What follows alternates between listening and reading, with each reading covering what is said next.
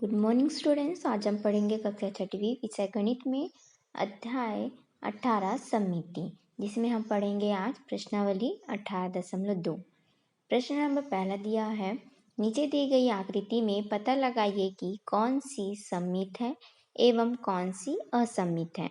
सममित यानी मैंने कहा था कि जिसको हम दो बराबर भागों में बांट सकें, है ना। यदि हमारा दो बराबर भागों में नहीं कट रहा है तो वह सममिति नहीं है। ठीक है, तो इसमें हमको बताना है कि कौन सी आकृति जो है वो सममित है और कौन सी आकृति जो है वो सममित नहीं है।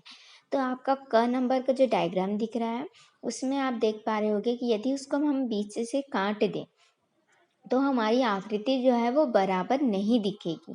ठीक है, आप यदि तीन पत्तियों को देखेंगे तो वहाँ पर तीन का आधा आधा करेंगे तो वो हो जाएगा, लेकिन जो वहाँ पर एक कर्व बना हुआ है छोटा सा, उसको यदि आप काटोगे तो वो आधा आधा हिस्से में नहीं बट पाएगा, है ना।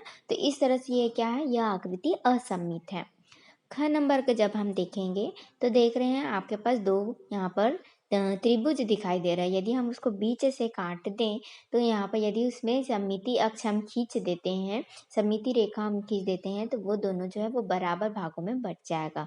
तो इस तरह से ये आकृति जो है वो सममित है। ग नंबर की आकृति में देखेंगे, इस आकृति में भी हम यदि सममिति अक्ष खींचते हैं तो यह आकृति भी आपको सममित दिखाई देगी। घ नंबर की आकृति को देखते हैं। घ नंबर की आकृति में यदि हम सममिति अक्ष खींचते हैं तो ये आकृति जो है वो आपका असममित होगा, क्योंकि आप देख पा रहे होंगे ऊपर एक छोटी सी लाइन बनी, ऊपर एक कर्व बना हुआ है और नीचे जो है वो लंबी आकृति बनी हुई है। ठीक है, यदि हम उसको बीच से काटते हैं तो वो जो दोनों जो है वो बराबर नहीं होगा। सममिति का मतलब क्या होता है कि एक आकृति जो है वो दूसरी आकृति पर पूरा ढक लेनी चाहिए, तो ये आकृति जो है एक दूसरे को नहीं ढक पाएगी, इसलिए क्या है, असममित है। ड नंबर की आकृति देखेंगे तो आपको दिखाई ही दे रहा होगा, ये तो इजी समझ में आ रहा है कि हम इसको किधर से भी सममिति अक्ष खींचे, ये आकृति जो है वो एक दूसरे को नहीं ढक पाएगी, नहीं बराबर दिख पाएगी, इसलिए क्या है, असममित है। 6 नंबर की आकृति देखेंगे, यह भी आकृति जो है वो असममित है। 6 नंबर की आकृति हम देखते हैं तो यदि हम इसमें बीच से आपका सममिति अक्ष खींचते हैं तो वो दो बराबर भागों में आसानी से ढक लेगा, दोनों को जो है वो एक दूसरे को बराबर दिखाई देंगे। ठीक है, तो इस तरह से क्या है, ये आकृति जो है वो सममित है। ज नंबर की आकृति हम देखेंगे तो षट के दो हिस्से होते हैं, उस हिस्से को यदि हम काटते हैं तो दोनों क्या है, बराबर हमको दिखाई देगा, दोनों आकृति जो है वो एक दूसरे को ढक लेगी। तो इस तरह से ये आकृति क्या है, सममित है। ठीक है, आपको बस आकृति को देखना है, उसमें सममिति अक्ष खींचनी है और देखना है कि आकृति सममित है या असममित है।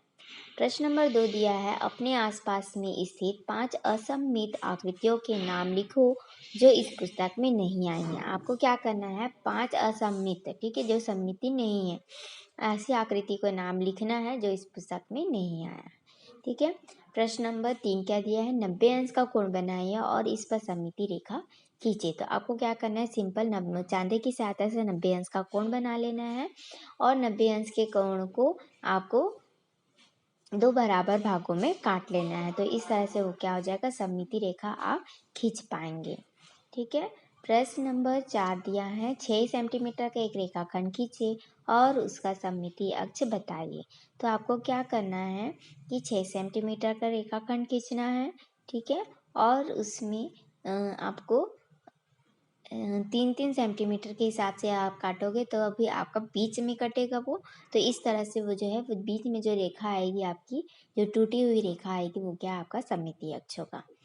प्रश्न नंबर 5 दिया गया है, नीचे दी गई आकृतियां अधूरी हैं जिनका सममिति अक्ष पी क्यू है, इन्हें पूरी कीजिए।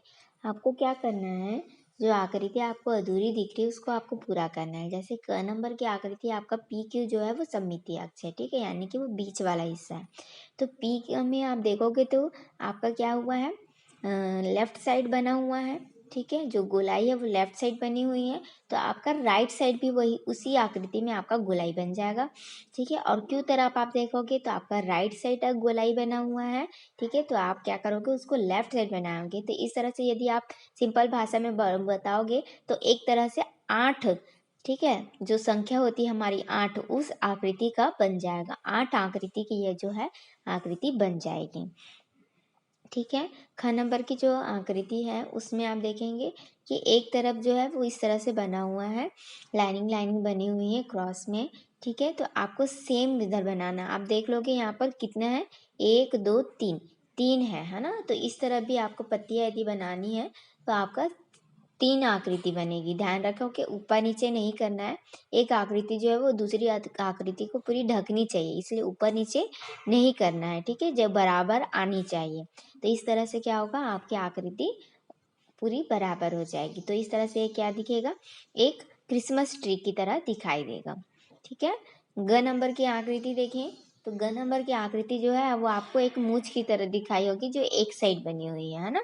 तो हम क्या करेंगे, उसको दूसरी साइड भी बनाएंगे। तो सेम इसी तरह से हम बना देंगे तो मूंछ की आकृति बन जाएगी। ठीक है, दोनों तरफ जो मूंछ होते हैं उस तरह से आपका बन जाएगा। आपने देखा होगा जो वृद्ध हो जाते हैं उनके मूंछ जो है बहुत बड़े बड़े होते हैं, तो इस तरह से उनका दिखाई देता है। ठीक है, घ नंबर की जो आकृति है उसमें आप देखोगे कि 3 जो पॉइंट गए हैं वो ऊपर की तरफ गए हैं, तो आपको नीचे की तरफ सेम बनाना है। बीच वाला जो है वो लंबा दिख रहा है और उसके दो तरफ मतलब राइट और लेफ्ट साइड आपको बनाना है। ठीक है, तो इस तरह से आकृति जो है वो पूरी हो जाएगी।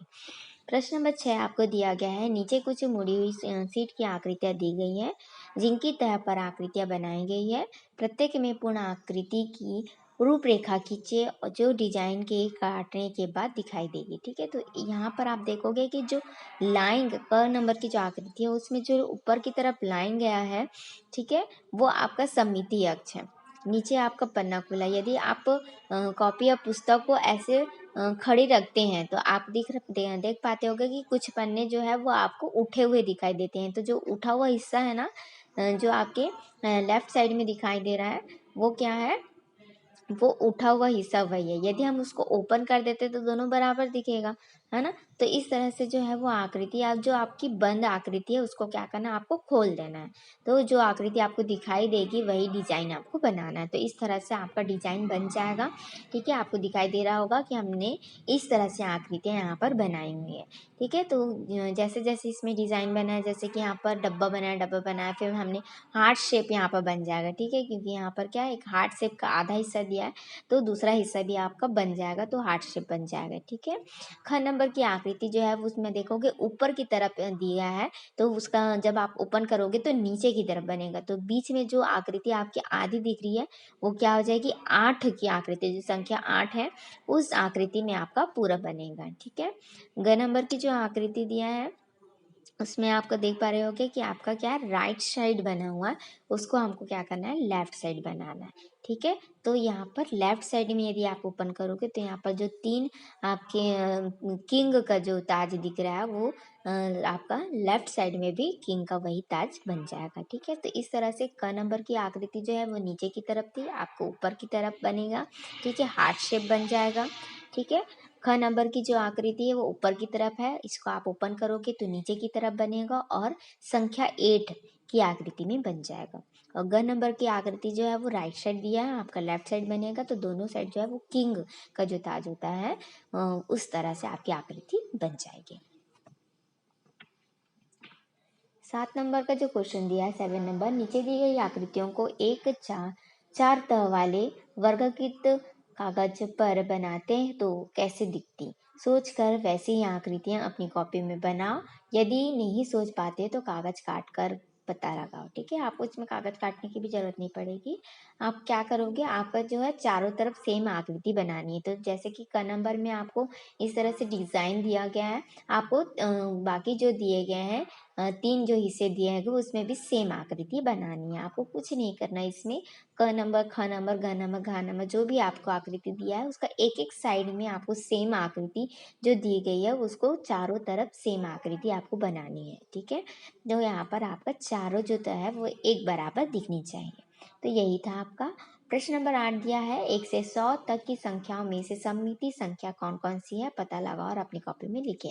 तो इस तरह से आप बता पाओगे कि कौन सी आकृति को यदि आप 20 से काटते हो तो वो आपकी आकृति जो है वो संख्या जो है वो सममिति होगी। ठीक है, तो इस तरह से आप बना सकते हो। उसके बाद आपका आगे जो दिया गया है त्रिविमीय आकृतियाँ, ठीक है। इस तरह से त्रिविमीय आकृतियाँ दिख रही हैं जिसमें आप देख पा रहे होंगे कि केन जो है वो बेलनाकार आकृति का होता है। हमने यहाँ पर लिखा हुआ है, हम अपने दैनिक जीवन में कुछ ऐसी ठोस वस्तुओं को देखते हैं जिनका आकार सपाट नहीं होता है, ठीक है। आकार जरूरी नहीं कि सपाट हो, प्लेन हो, ठीक है। तो जैसे कि केन केन यहाँ पर दिख रहा है केन, जो कि क्या होता है, बेलनाकार होता है। आपका पानी बॉटल देख पा रहे होगे ऐसे रहता है, या फिर आपके अचार वाली जो बन्नी होती है वो भी आपका बेलनाकार होगा, ठीक है। पुस्तक जो होता है वो हमारा कौन सा आकार का होता है, घनाभ के आकार का होता है। ये आपको याद रखनी है कि जो केन होता है वो बेलनाकार होता है, पुस्तक जो होता है वो घनाभ के आकार का होता है, आइसक्रीम जो होता है वो शंकु के आकार का होता है। शंकु आपने नहीं पढ़ा है, आकृतियाँ में ये इस तरह से आकृति होती है जिसमें त्रिभुज आकार में बनता है नीचे की तरफ और ऊपर राउंड होता है, ठीक है। तो ये जो होता है शंकु के आकार का होता है। गेंद आपको पता ही है गोलाकार होता है, वृत्त नहीं बोल सकते इसको क्योंकि यहाँ पर कोई केंद्र नहीं होता है, इसलिए हम इसको वृत्त नहीं बोल सकते। ये क्या है, गोलाकार है, ठीक है। और पासा जो होता है वो आपके घन के आकार का होता है। तो अभ्यास जो है वो इसी से दिया गया है।